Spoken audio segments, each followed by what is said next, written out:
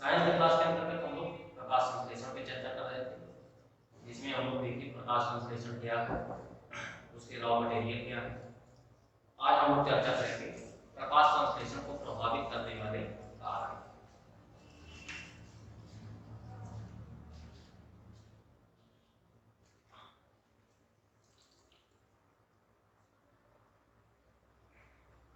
प्रकाश संश्लेषण को प्रभावित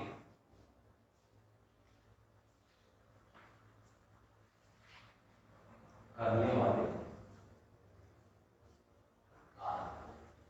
अर्थात वे कौन कौन से कारक हैं, कौन कौन से फैक्टर हैं जो हमारे प्रकाश संश्लेषण की क्रिया को प्रभावित करते हैं। तो उसके अंतर्गत पहला है प्रकाश। जैसा कि हम लोग देख रहे थे फर्स्ट वीडियो में कि प्रकाश संश्लेषण में की क्रिया में प्रकाश एक रॉ मटेरियल है, लेकिन प्रकाश जो है ये प्रकाश संश्लेषण की क्रिया को प्रभावित भी करता है। कैसे? जब प्रकाश की तीव्रता निम्न होती है, जब तक तीव्रता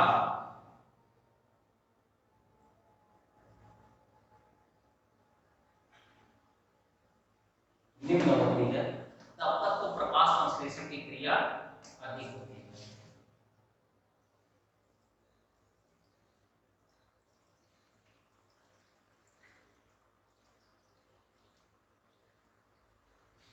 प्रकाश संश्लेषण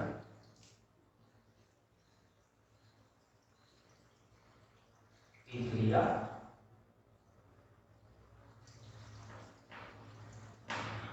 अधिक तीव्रता से होती है। अर्थात सुबह का समय और शाम के समय, इस समय प्रकाश की तीव्रता चूंकि कम रहती है, ऐसे समय में प्रकाश संश्लेषण की क्रिया अधिक तीव्र गति से होता है। लेकिन जैसे जैसे तीव्रता बढ़ती है,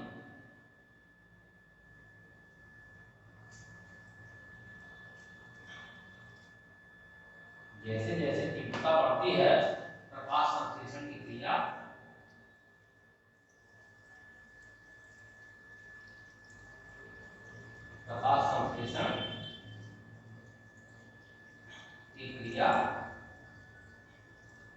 धीरे हो जाती है।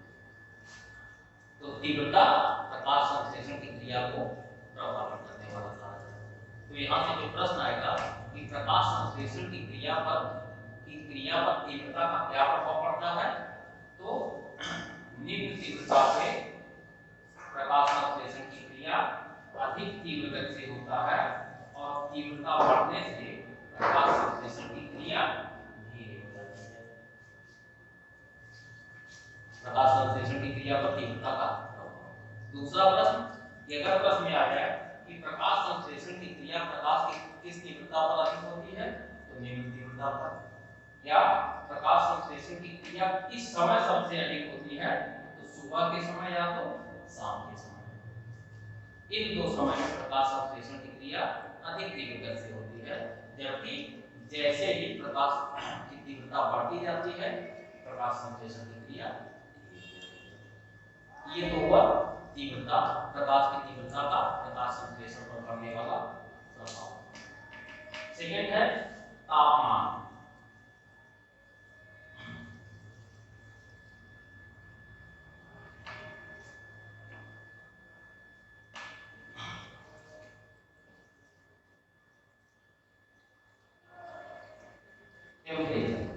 टेम्परेचर का क्या प्रभाव पड़ता है? जैसे तीव्रता जब कम होती है तो प्रकाश संश्लेषण की क्रिया तेज होती है, वैसे ही ताप का प्रभाव प्रकाश संश्लेषण की क्रिया पे पड़ता है।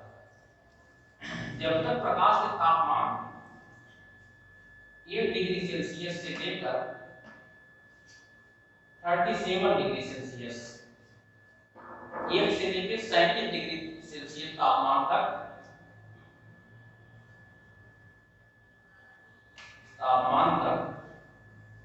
प्रकाश संश्लेषण की क्रिया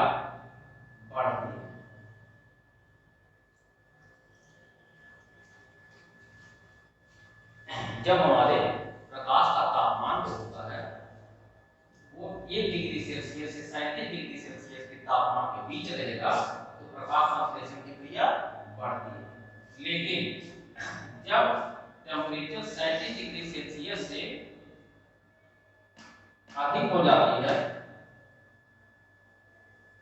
तो प्रकाश संश्लेषण की क्रिया घटने लगती है। तो ये तापमान भी हमारे प्रकाश संश्लेषण की क्रिया को प्रभावित करता है। यहाँ से प्रश्न आएगा कि कितने डिग्री सेल्सियस के तापमान प्रकाश संश्लेषण के लिए अनुकूल होता है? तो 1 डिग्री सेल्सियस से लेकर 37 डिग्री सेल्सियस तक का तापमान प्रकाश संश्लेषण की क्रिया के लिए अनुकूल होता है। दूसरा प्रश्न कि प्रकाश संश्लेषण की क्रिया कितने डिग्री सेल्सियस के तापमान तक बढ़ती है? तो 1 डिग्री से लेकर 37 डिग्री सेल्सियस के तापमान तक बढ़ती है और जब तापमान 37 डिग्री से ऊपर होगा तो प्रकाश संश्लेषण की क्रिया घटने लगती है। नेक्स्ट है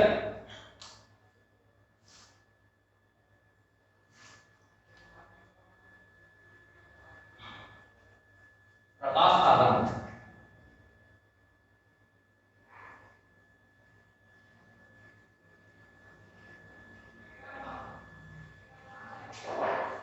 पहले वीडियो में हमने आपको बताया था कि प्रकाश संश्लेषण की क्रिया केवल 3 रंगों के प्रकाश में होती है,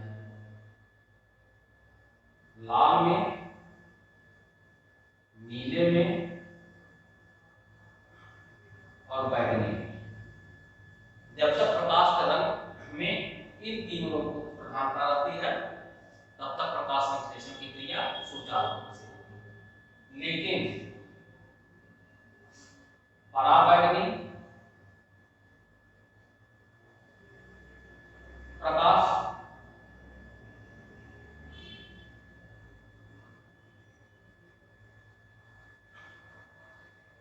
और रक्त प्रकाश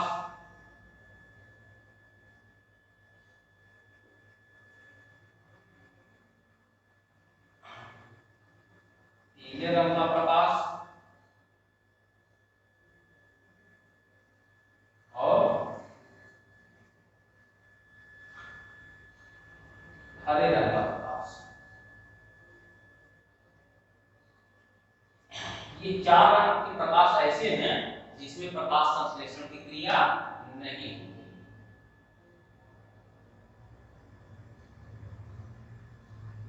अर्थात अगर प्रश्न आ जाए कि हरे रंग के प्रकाश में प्रकाश संश्लेषण की क्रिया पर क्या प्रभाव पड़ेगा या पीले रंग के प्रकाश पर प्रकाश संश्लेषण की क्रिया पर क्या प्रभाव पड़ेगा या औरत या पराबैंगनी रंग के प्रकाश पर कि प्रकाश में प्रकाश संश्लेषण की क्रिया पर क्या प्रभाव पड़ेगा, तो ऐसे प्रकाश में प्रकाश संश्लेषण की क्रिया बिल्कुल भी नहीं होती। ध्यान रखिएगा, हरे रंग के प्रकाश में बिल्कुल नहीं होता, लेकिन जो हमारा क्लोरोप्लास्ट होता है वो जो है पौधे का हरे रंग होता है।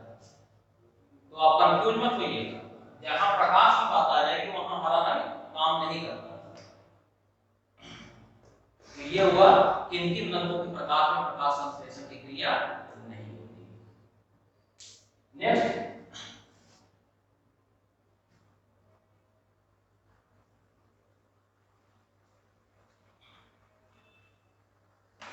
जल।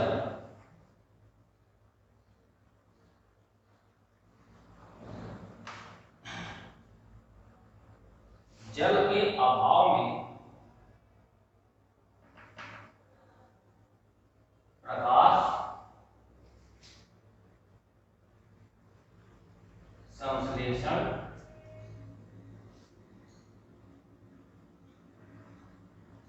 की क्रिया धीरे होती है। अर्थात ऐसे भाग जहां पर जल का अभाव पाया जाता है, ऐसे स्थानों पर जो पौधे होंगे उन पौधों में प्रकाश संश्लेषण की क्रिया धीमी गति से होती है। क्यों? क्योंकि जल जो होता है ये पौधों को नमी प्रदान करते हैं। जब जल का अभाव होगा तो जो पौधे की पत्तियों में रंध्र पाया जाता है, रंध्र, ये जो रंध्र हैं ये बंद हो जाते हैं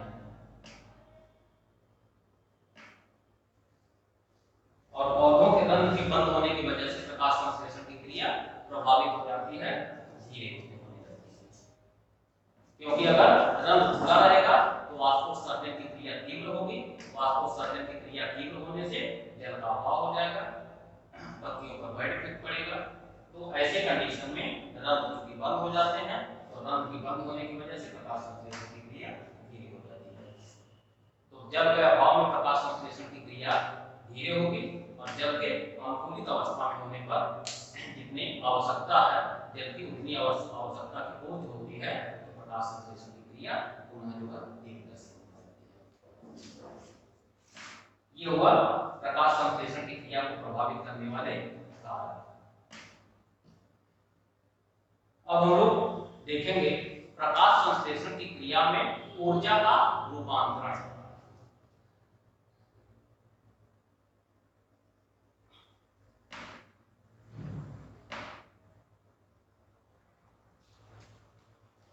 ऊर्जा का रूपांतरण, ऊर्जा के विषय में हम लोग जानते हैं कि ऊर्जा जो है इसका न तो सृजन किया जा सकता है और ना ही विनाश किया जा सकता है, बल्कि ऊर्जा एक रूप से दूसरे रूप में परिवर्तित होती है। ये परिवर्तन कैसे होता है प्रकाश संश्लेषण की क्रिया में? प्रकाश संश्लेषण की क्रिया में प्रकाश ऊर्जा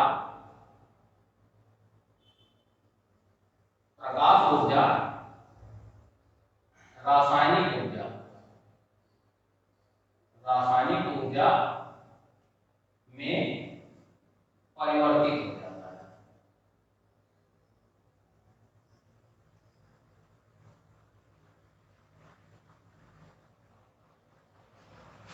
ये प्रश्न बार बार पूछा जाता है कि प्रकाश संश्लेषण की क्रिया में ऊर्जा का रूपांतरण कैसे होता है या किस में होता है?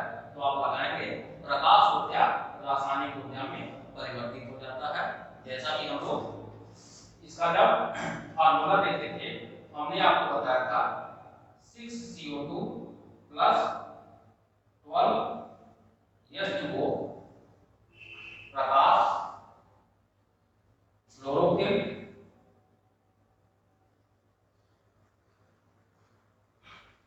इसके बनता क्या है C6H12O6।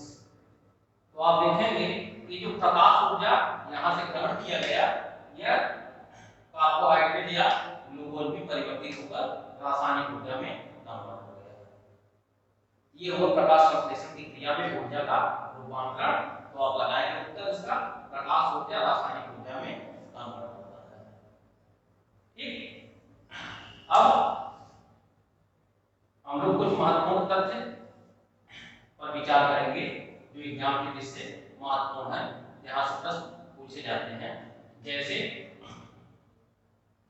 हमने आपको बताया था कि जो हरे पौधे हैं उसमें प्रकाश संश्लेषण की क्रिया कहाँ संपन्न होती है। तो प्रकाश संश्लेषण की क्रिया कहाँ संपन्न होती है तो उसका उत्तर आप लोग लगाएंगे पत्ती। हरे पौधों के पत्ती वाले भाग में प्रकाश संश्लेषण की क्रिया होती है। लेकिन शैवाल और हाइड्रिला ये दोनों जो है जलीय पौधे हैं। जलीय पौधे हैं, इनका पूरा शरीर शैवाल का और हाइड्रिला ये दोनों का पूरा शरीर पूरी काया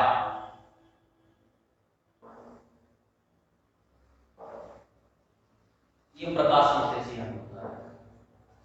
अर्थात अगर प्रश्न आ जाए कि हरे पौधों के किस भाग में प्रकाश संश्लेषण की क्रिया संपन्न होती है उत्तर होगा पत्ती में।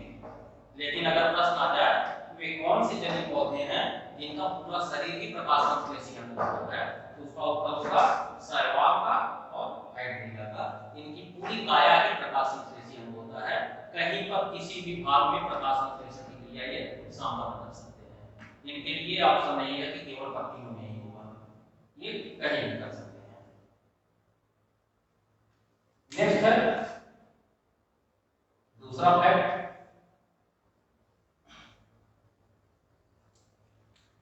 कि प्रकाश संश्लेषण की क्रिया जो होती है वह केवल दिन में होती है।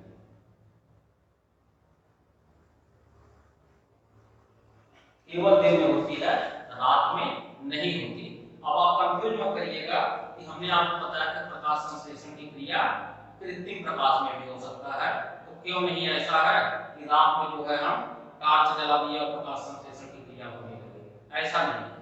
कृत्रिम प्रकाश में जो दृश्य प्रकाश होता है केवल उसी समय प्रकाश संश्लेषण की क्रिया होती है। तो कृत्रिम प्रकाश तो प्रकाश संश्लेषण के लिए उत्तरदायी होता है, लेकिन प्रकाश संश्लेषण की क्रिया केवल दिन में ही संपन्न होता है, रातों में नहीं होता। ठीक, ये हुआ दूसरा पॉइंट।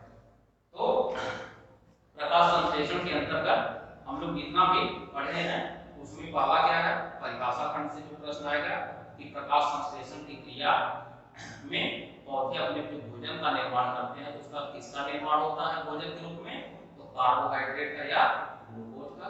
दूसरा, पौधों के भोजन बनाने की क्रिया क्या कहलाती है, उत्तर होगा प्रकाश संश्लेषण।